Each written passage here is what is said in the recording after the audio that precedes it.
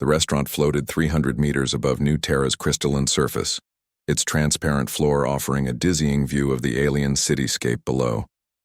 Evan sat alone at table 17, adjusting his collar for the 5th time in as many minutes.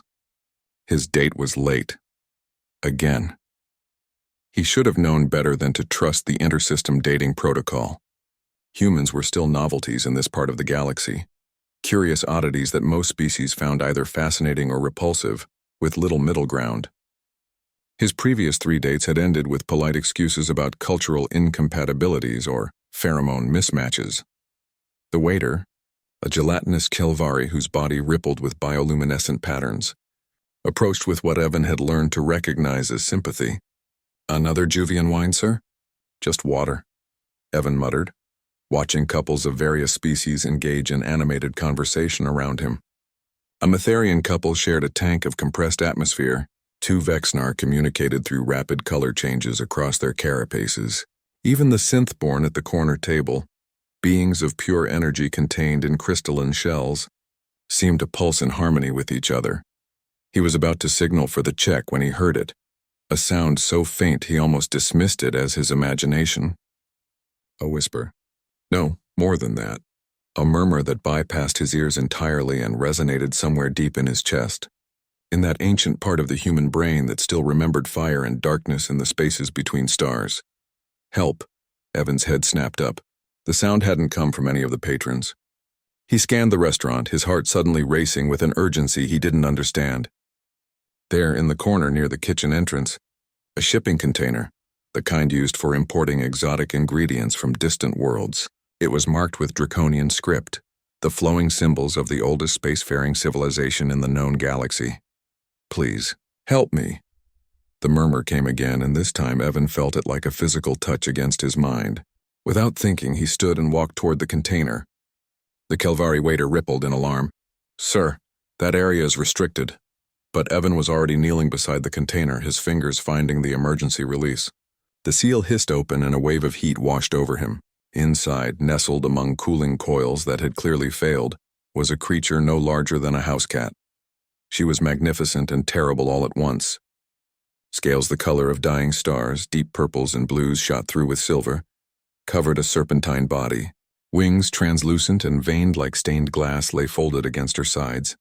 Her eyes, ancient beyond measure yet somehow innocent, fixed on Evan with desperate hope. "Sira," she whispered directly into his mind, and he knew it was her name. "I am Sira." Evan had studied galactic history. He knew the Draconians had abandoned physical form millennia ago, ascending to a higher dimensional existence. He knew that no dragon had been seen in corporeal space for over 10,000 years. He knew that what he was looking at should not exist. He also knew with absolute certainty that he would not let her die. "Hang on," he said softly, scooping her into his arms. She was hot, feverishly so, and he could feel her small heart beating rapidly against his chest.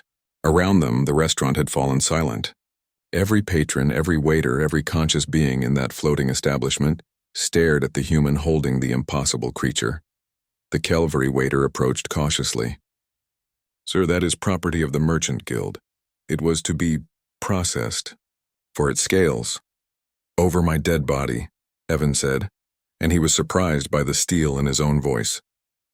That old human stubbornness, the trait that had carried his species from cave fires to the stars, hardened his spine.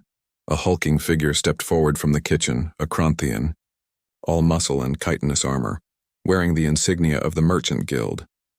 "Human, you do not understand what you hold. That creature is worth more than your entire planet. Release it, now." Sira's murmur filled Evan's mind again, and this time he understood more than words. He felt her history.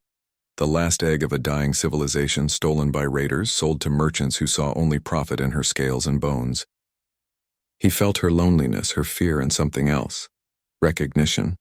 She had called to him specifically, across the mental noise of hundreds of beings, because she sensed something in the human spirit that resonated with her own. "No," Evan said simply. The Kranthian's mandibles clicked in anger. "You choose death then, soft skin." "I choose her." What happened next would later be analyzed by xenobiologists and historians across the galaxy. Sira, despite her infant state, despite the cooling coils that had nearly killed her, released a pulse of pure psychic energy. It wasn't an attack. It was a declaration, a bond ancient and primal between dragon and human. The kind of bond that should have been impossible between species, let alone between a creature of thought and a being of flesh. The Kronthian stumbled backward, its eyes wide with shock. Every psychically sensitive being in the restaurant gasped. The synthborn's crystalline shells cracked from the intensity of the emotional resonance, and Evan felt something fundamental shift in his existence. He was no longer just a lonely human, adrift in a galaxy that didn't quite know what to do with his kind. He was bonded, chosen, connected to a lineage that predated most civilizations, to a species that had seeded the galaxy with the very concept of higher thought. The Draconian Accords, someone whispered. Section 7, Verse 3. A chosen bond supersedes all claims of property, all rights of commerce, all laws of ownership. The Kronthian's aggression deflated. It knew the law. Everyone knew the law. The Draconian Accords were the foundation of galactic civilization itself. Evan stood, Sira curled protectively against his chest, her small body finally cooling to a comfortable temperature. He looked around at the assembled beings and saw not curiosity or repulsion, but something new, respect. Perhaps even awe, I think, he said with a slight smile. I'm going to need a bigger apartment. Sira's laughter, musical and bright and full of the joy of a second chance, filled his mind. And for the first time since leaving Earth, Evan didn't feel alone. His blind date never showed up. He didn't mind at all. In the centuries that followed, historians would point to that night as the moment humanity found its true role in galactic society, not as conquerors or diplomats or merchants, but as the species that could bond with the unbondable, connect with the unreachable, and choose compassion over profit. The human named Evan and the dragon called Sira became legends. Their partnership the first of many that would reshape the galaxy's understanding of what it meant to be truly alive. But that night, in a floating restaurant above an alien city, they were just two lonely souls who had found each other at exactly the right moment. And that was enough.